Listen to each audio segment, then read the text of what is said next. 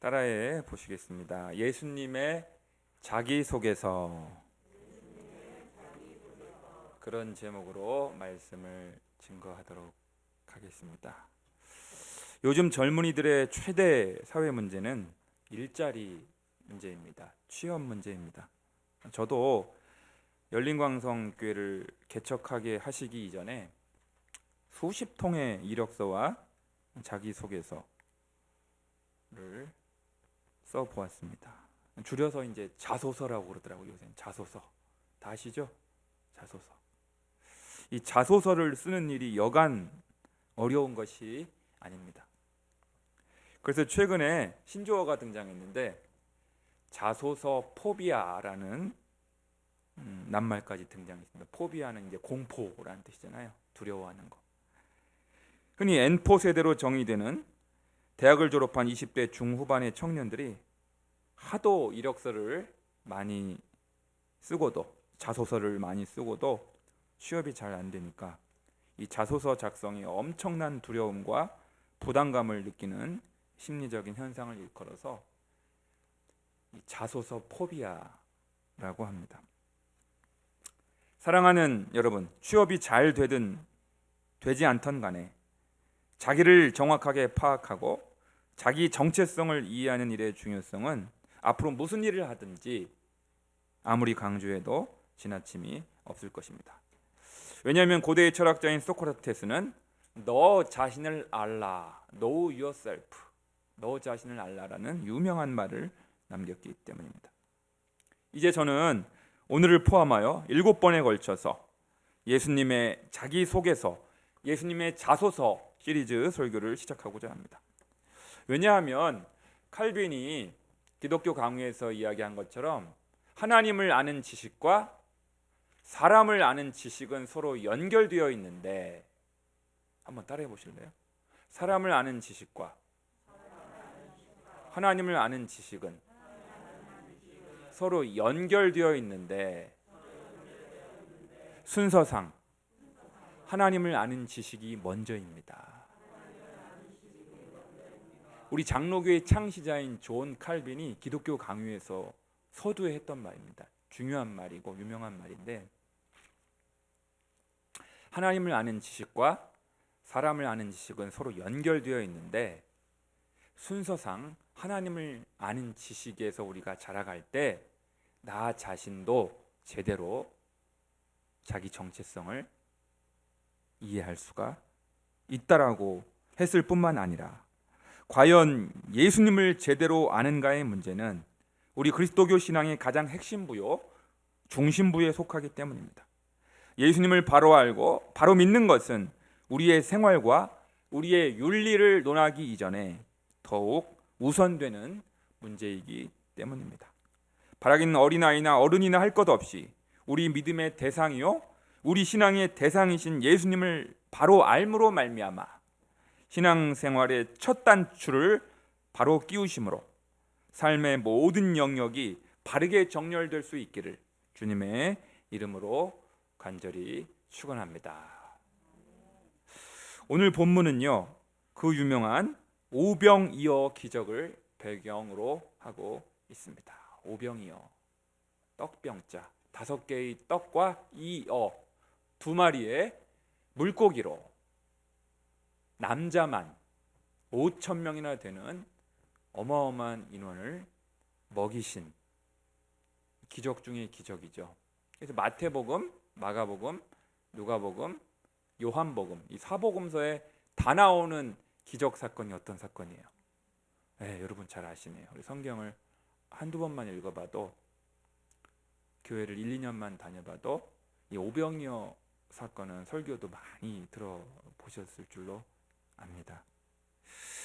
예수님께서 벳세다 고을에서 성인 남자만 5,000명이나 되는 사람들을, 그러니까 실제 인원은 보통 4인 가구 정도 되니까 한 2만 명 되는 인원을 예수님이 먹이신 것인데요, 그들을 다 먹이셨을 뿐만 아니라 12바구니에 차고 남기실 정도로 풍성하게 다 먹이셨다.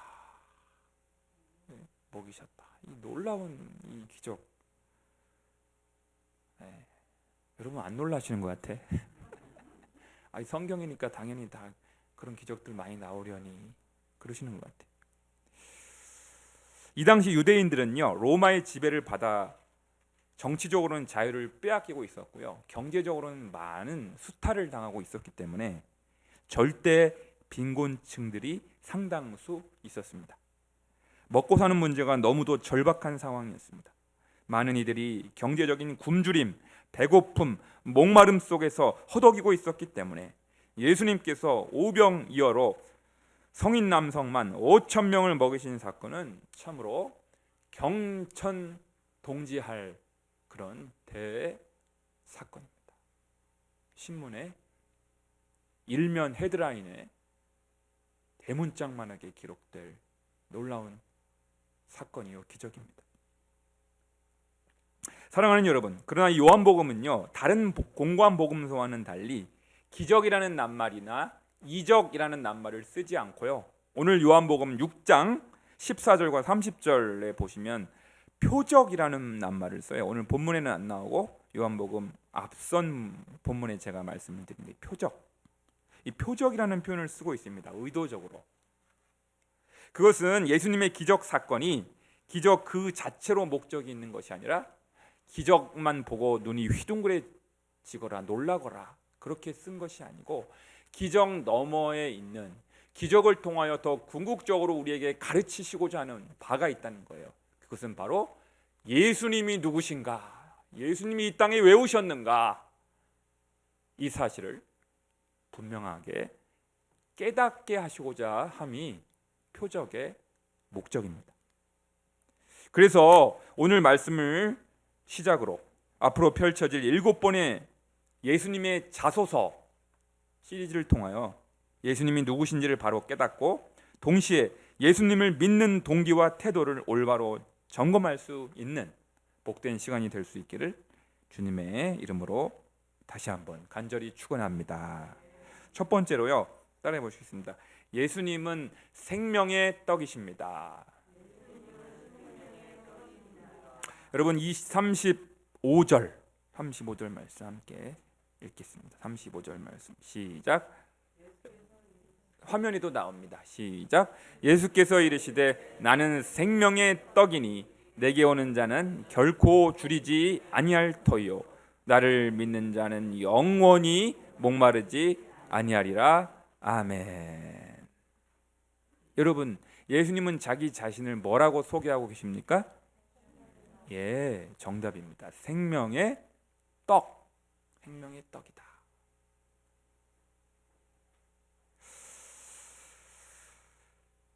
그런데요, 여러분, 오늘날 많은 사람들이 기독교를 향하여 이렇게 조롱하며 반문합니다. 예수를 믿으면 떡이 나오냐 밥이 나오냐. 예수를 믿으면 떡이 나오냐 밥이 나오냐. 교회 다닐 필요가 없다는 것이죠. 그러면서 비웃습니다. 조롱합니다. 이 질문에 대한 성경의 대답은 이렇습니다. 여러분은 어떻게 대답하실까요? 여러분 안 믿는 주변 친구들이, 직장 동료가 손가락질을 하면서 조롱하면서 야, 예수를 믿으면 떡이 나오냐 밥이 나오냐, 이런 말로 다가오는 사람이 있다면 여러분은 어떻게 대답하시겠습니까? 떡이 나왔잖아요. 실제로 떡이 나왔잖아요. 5천 명을 먹이셨잖아요, 예수님이. 이렇게 대답하면 정답이겠죠. 한번 따라해 보실까요? 예수를 믿으면 떡도 나오지만 떡이 다가 아닙니다. 할렐루야. 앞에 떡하고 뒤에 떡은 조금 뉘앙스가 다른데요. 여러분, 예수를 믿으면 떡이 나올 수 있거든요. 그러니까 여기에 눈이 휘둥그레진 군중들이, 유대인들이요, 그들의 욕망을 노출시킵니다. 그들의 본능을 노출시키고 있습니다. 주여, 이 떡을 항상 우리에게 주소서. 항상 우리에게 주소서. 365일 평생 동안 배불리 먹여주소서. 먹고 사는 문제 걱정 안 하게 해주소서. 어떻게 보면 우리 육신을 입고 살아가고 있는 우리 모든 인간들의 먹고 사는 문제에 고민하고 있는, 골몰하고 있는 우리 인생들에게 너무나 정확한 표현인 것 같아요.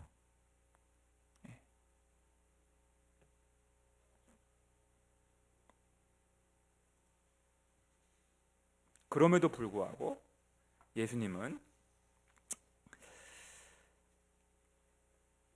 그들의 욕망에, 그들의 욕구에 부응하지 아니하시고 다른 차원에서 우리에게 말씀하고 계십니다. 여러분, 이 당시 이 예수님께서 표적을 일으키셨을 때 유대인들은 흥분했습니다. 이 표적을 통해서 우리 먹고 사는 문제에 대해서 궁극적으로 예수님이 해결사가 되실 수도 있겠구나. 구약에 예언되어 있던 그 메시아, 그 그리스도가 바로 이분이시구나.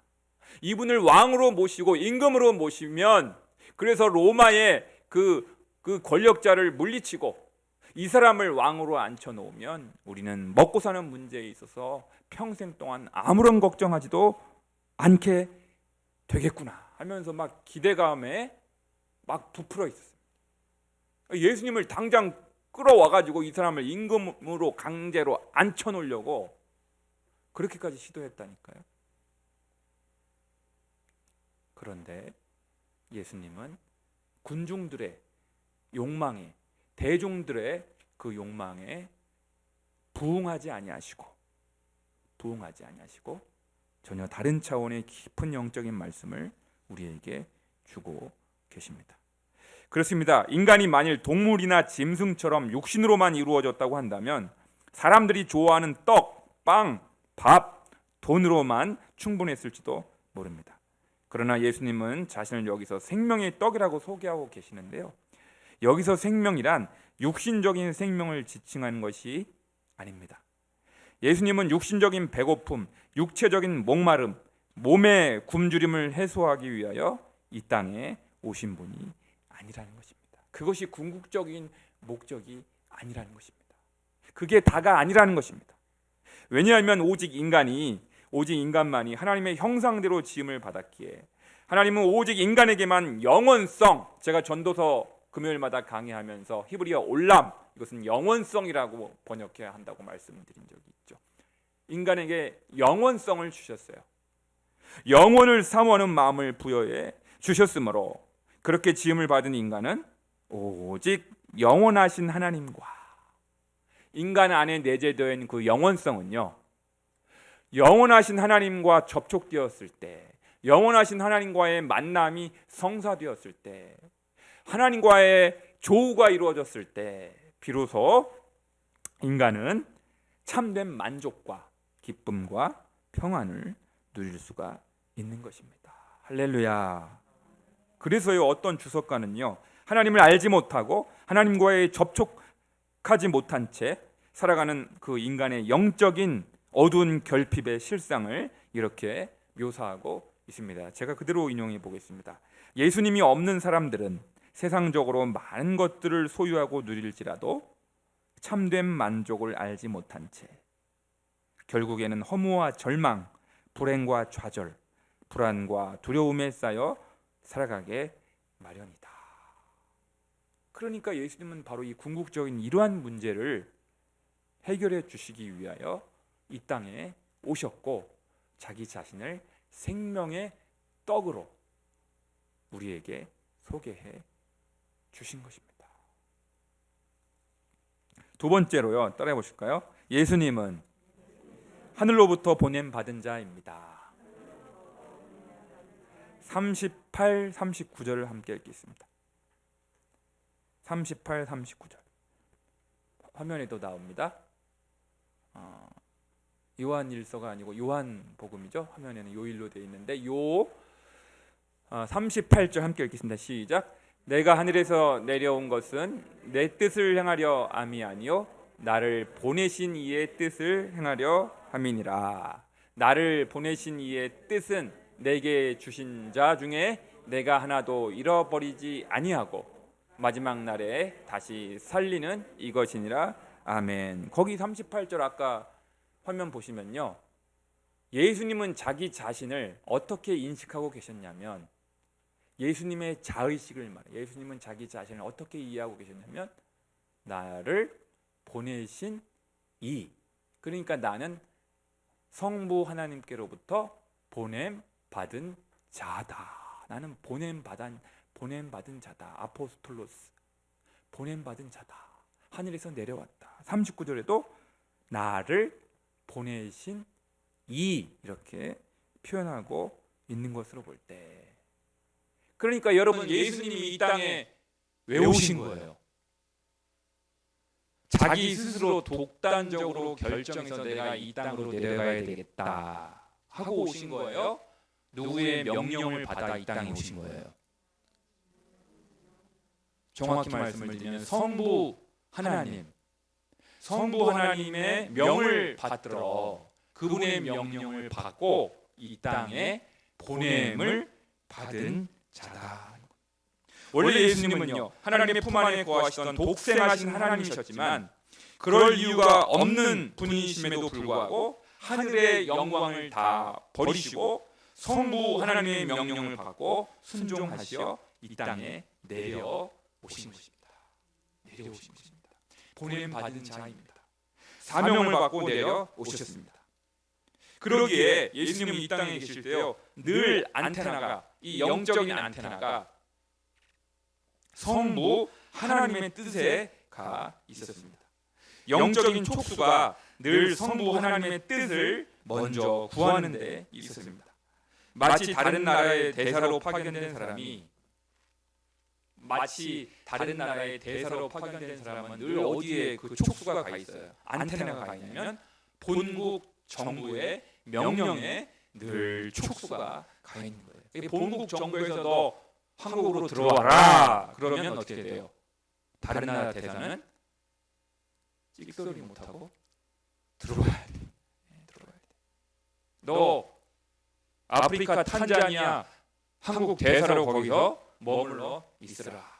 본국 정부에서 그렇게 명령하면 어떻게 돼요? 계속 거기 머물러 있어야 되는 것이죠.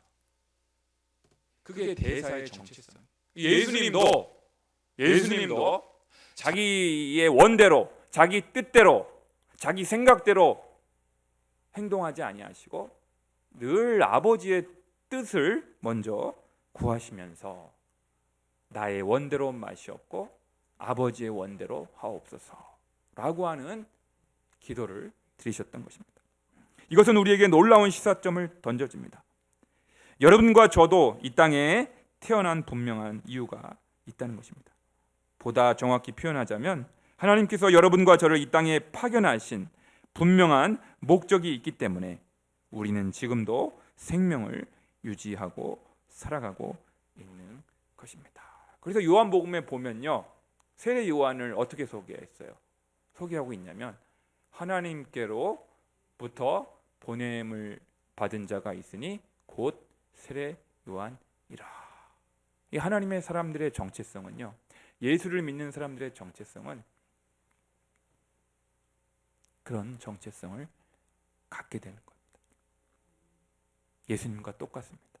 따라해 보실까요? 나는 하나님께로부터, 하늘로부터 보냄 받은 자입니다. 할렐루야. 그러니까 우리 효원이 같은 우리 이제 고등학생, 이제 청년, 대학생 고민이 뭐예요? 내가 이 땅에 왜 태어났는가? 나는 누군가? 나는 어디서부터 왔는가? 내가 무슨 직업을 선택해야 하겠는가? 이런 고민들을 많이 하잖아요. 우리 효원이 해요, 안 해요? 하잖아요. 제일 그게 근본적인 고민인 거예요.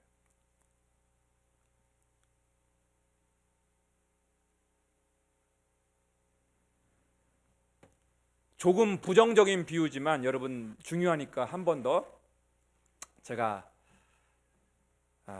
그런 비유를 한번 들어보겠습니다. 북한에서 남한으로 몰래 보내진 난파 간첩이 있다고 하십시다. 난파 간첩. 이 난파 간첩은 늘 어디에 촉각이 곤두서 있어요? 아니, 북한하고 어떻게 소통하냐요? 라디오로 매일 이렇게 비밀 언어가 이렇게 띠띠띠띠띠띠띠띠 이런 게 막 와요. 그럼 북한의 지령을 받고 어디로 가야 될지, 누구를 만나야 될지, 내가 어디 가서 무슨 일을 해야 될지를 띠띠띠띠 이런 그 라디오 비밀 언어 같은 걸로 매일 거기에 귀를 대고 거기에 촉각이 곤두서 있는 거예요. 자기 마음대로 아무데나 가고 아무나 만나고 그럴 수가 없는 것이죠. 스파이니까. 제가 왜 이 비유를 드냐면 예수님이 늘 성부 하나님의 뜻에 촉각이 곤두서 있는 것처럼 다른 나라의 대사로 파견된 이가 본국 정부의 명령에 늘 촉각이 곤두서 있는 것처럼 하나님께로부터 보냄을 받은 우리, 하늘로부터 보냄을 받은 우리 역시 늘 성경에 기록된 하나님의 뜻에, 하나님의 말씀에 늘 영적인 주파수를 맞춰야 한다는 것입니다. 할렐루야. 그래서 우리가 매일같이 뭐를 해요? 매일같이 뭐를 하는 거예요? 여러분 잘 아시는 큐티를 하는 거예요. 큐티. Quiet time. 큐티. 말씀을 묵상하고 또 어떤 분들은 새벽 기도에 나오면서 하나님의 말씀을 듣고 하루를 시작하잖아요. 그렇죠? 그 이유가 뭐예요?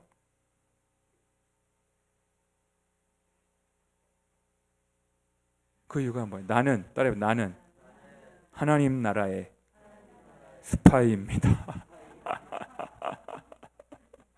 네. 하나님 나라로부터 파송받은 영적인 스파이예요. 뭔 일을 하려고요? 마귀의 적진을 교란시키기 위하여 이 땅을, 여러분, 이 땅을 지금 세상 임금인, 세상 왕인 지금 마귀가, 사탄이 이 지상 세계를 지금 세상 왕 노릇을 하고 있잖아요. 지금 범죄케 하고 악을 저지르게 하고 부정과 불법이 일어나게 하고 오만 가지 악들이 인터넷을 열어보면, 스마트폰을 열어보면 벌어지고 있잖아요. 누가 왕 노릇하고 있어서 그래요? 사탄이, 세상 임금 사탄이, 마귀가, 귀신들이, 악령들이 지금 준동하고 있고 활개를 치고 있기 때문에 마귀의 적진을 교란시키기 위하여 보냄을 받은 하나님 나라의 스파이로 부르심을 받은 자들이 누구라고요? 할렐루야. 할렐루야. 그러니까 띠띠띠띠 누구의 음성을 들어야 돼요? 할렐루야. 잘 알아듣시네.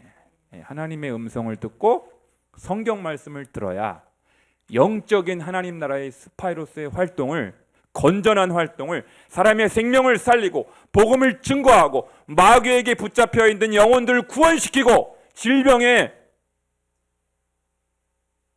묶여 있는 영혼들을 회복시킴으로 말미암아 더 이상 마귀에게 종노릇하지 아니하고 빛의 자녀로, 하나님의 자녀로 능력 있게 살아갈 수 있도록 우리가 그 활동을 하기 위하여 부르심을 받은 하나님 나라의 스파이다. 따라해 보십시오. 적진을 교란시키자. 적진을 교란시켜야 돼. 그럼 누구보다 더 세야 돼요? 마귀보다 더 능력을 받고 마귀를 압도하는 어둠의 세력들을 제압할 수 있는 영적인 권능과 능력을 보급을 받아야만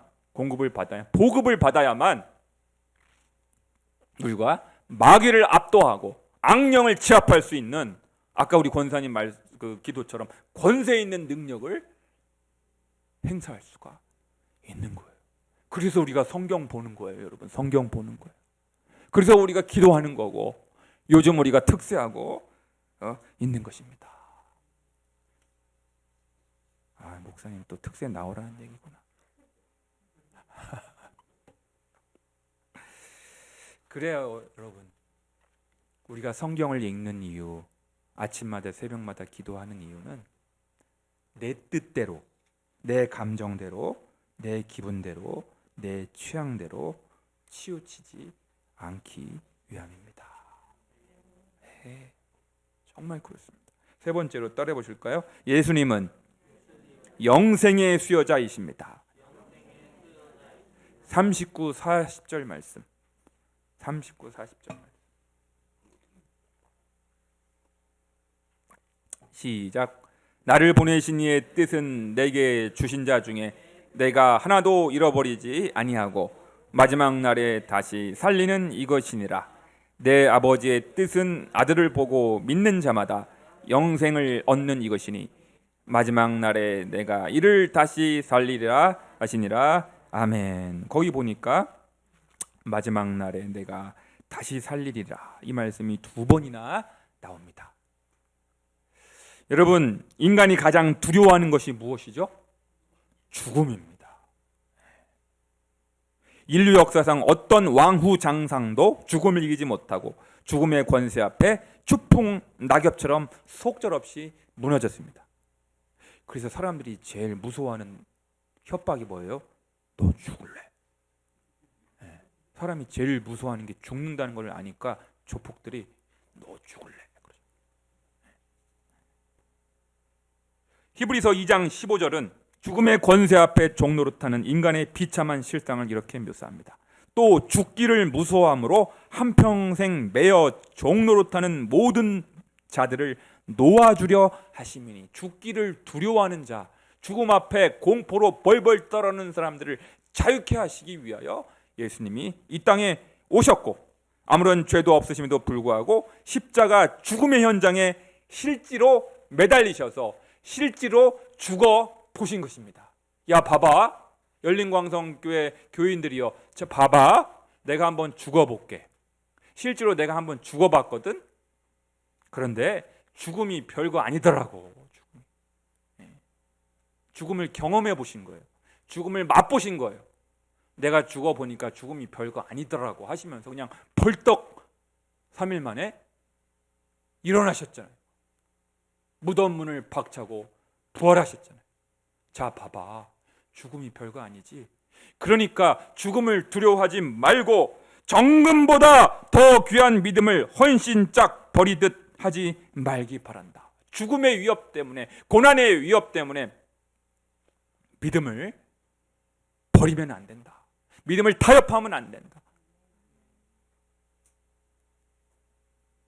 그렇게 죽음 이후의 세계를, 부활의 세계를 입증해 주신 것입니다. 사랑하는 여러분, 우리가 이미 예수님을 영접했다고 하더라도 하나님의 구원은 아직 완성된 것이 아닙니다.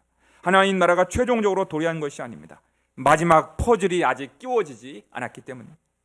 유대인과 이방인의 구원받을 수가 다 차서 예수님께서 곧 재림하실 때 그리스도 안에서 잠자고 있는 자와 그리스도 안에서 아직 살아있는 자가 일제히 들림을 받고요, 어떤 분은 그것을 휴거라고 표현을 하기도 합니다. 하나님 나라에 입성하게 될 것입니다.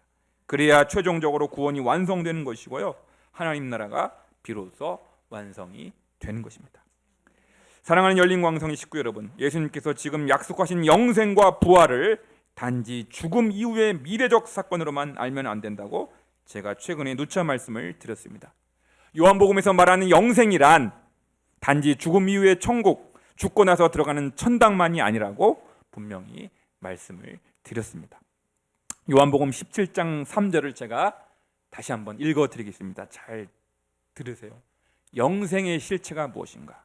영생은 곧 유일하신 참 하나님과 그가 보내신 자 예수 그리스도를 아는 것이니이다. 할렐루야.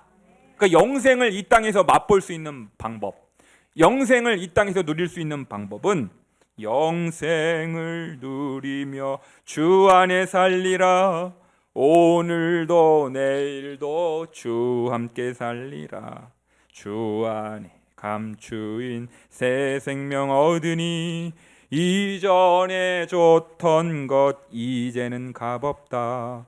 하늘의 은혜와 평화를 맛보니 찬송과 기도로 주 함께 살리라. 할렐루야.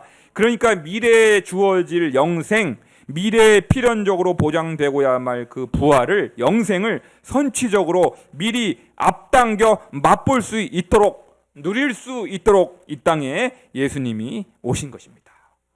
그러니까 지상에서도 현세에서도 영생을 맛보고 누릴 수 있는 방법이 무엇입니까?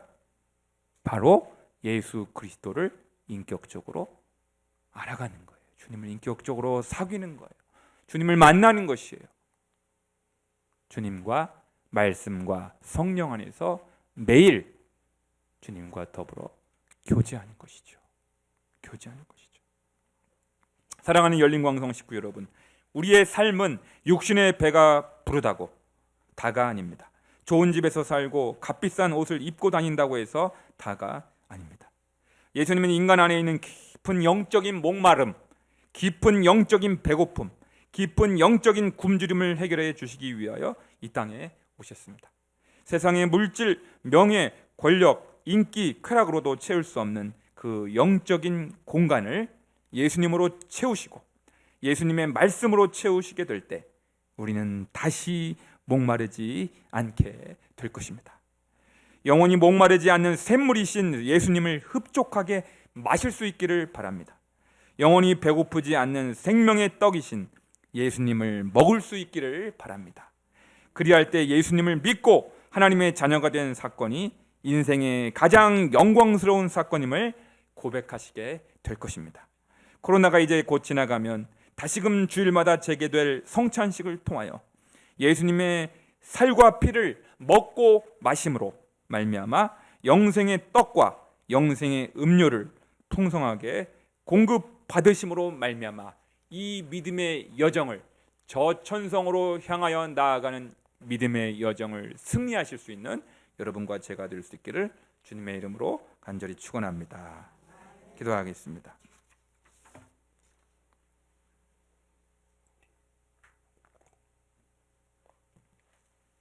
사랑과 은혜가 풍성하신 아버지 하나님, 나는 어디서 왔는지, 나는 왜 태어났는지, 내가 살아가야 할 이유와 목적이 무엇인지 하루에도 수십 번씩 이 질문이 우리의 귓가에 들립니다.